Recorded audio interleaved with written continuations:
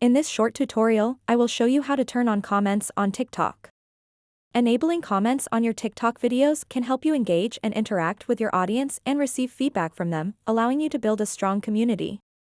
To get started, open up the TikTok app and then tap on the profile button at the bottom right corner of the screen.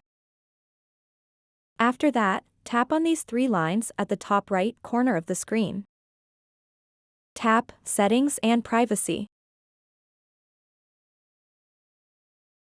Once you are on this page, tap Privacy. And then tap Comments. And then tap on the Comments option at the very top of the page.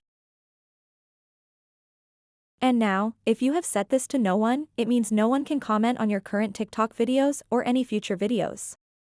To enable comments on TikTok, simply tap and select Everyone. Now you've successfully turned on comments on TikTok. So that wraps up this tutorial. If you have any questions about this whole process, please let me know in the comments section below. And if this video helped you out, please give it a big thumbs up and subscribe to this channel for more tutorial videos like this one.